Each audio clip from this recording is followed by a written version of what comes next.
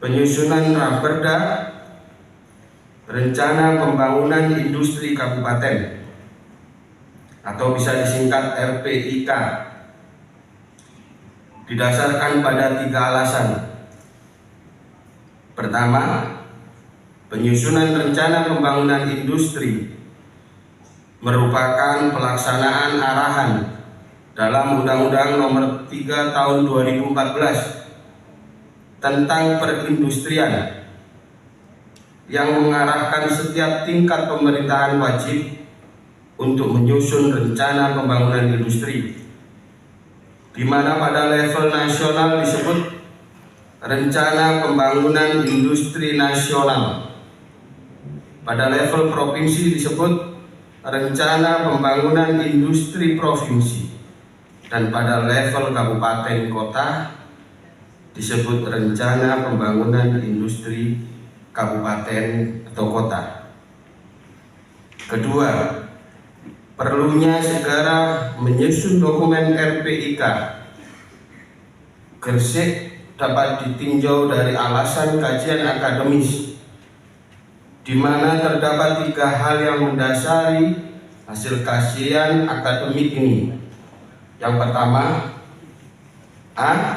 RPIK disusun sebagai langkah preventif untuk meminimalisasi dampak negatif industrialisasi bagi pembangunan ekonomi Kabupaten Gresik.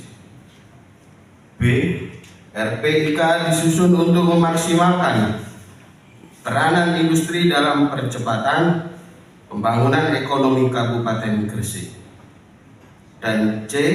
RPIK disusun sebagai bentuk kepastian kebijakan bagi investor terkait pengembangan industri di Kabupaten Gresik.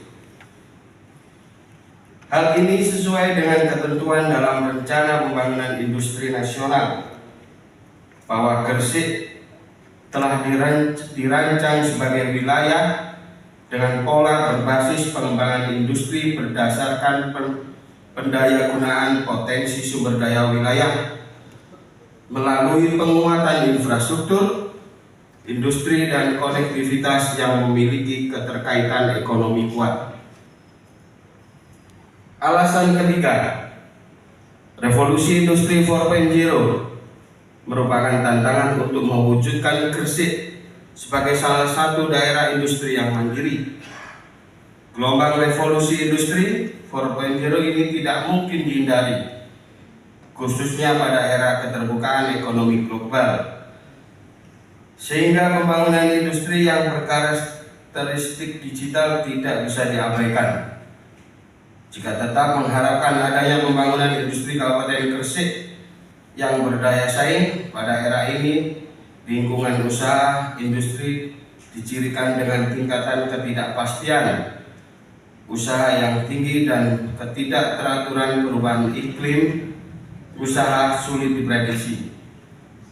Artinya ekosistem industrialisasi menuntut adanya pengelolaan industri yang fleksibel, khususnya pada aspek regulasi, sehingga pemanfaatan teknologi, informasi dan komunikasi yang lebih mutakhir sangat dibutuhkan agar pelaku industri mampu mengubah tantangan menjadi sebuah peluang.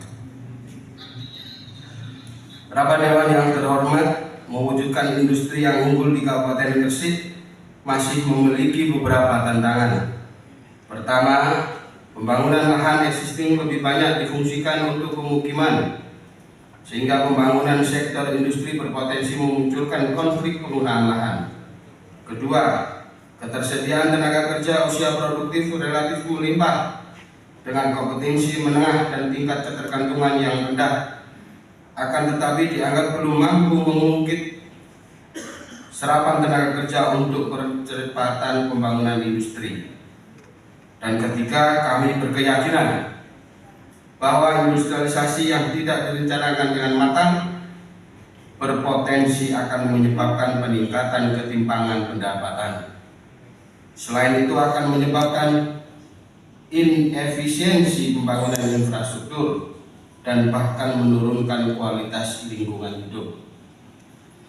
Dengan demikian, Penyusunan RPIK Gresik dapat diharapkan mampu memberikan arahan, informasi yang jelas untuk proses pembangunan industri dan optimalisasi setara-setara IKN yang berdampak penyerapan tenaga kerja lokal, sehingga percepatan industrialisasi mampu menjadi pendorong perekonomian dan menciptakan pembangunan ekonomi yang mampu lebih mensejahterakan masyarakat, serta menciptakan harmonisasi antar sektor ekonomi sehingga tidak terjadi tumpang tindih sektor spesial. Rapat Dewan yang terhormat, dalam batang tubuh peraturan daerah ini menjelaskan mengenai ketentuan RPIK secara umum. Adapun materi RPIK berdasarkan kajian akademis dan empirisnya dimuat dalam lampiran yang merupakan satu kesatuan yang tidak terpisahkan dari peraturan daerah.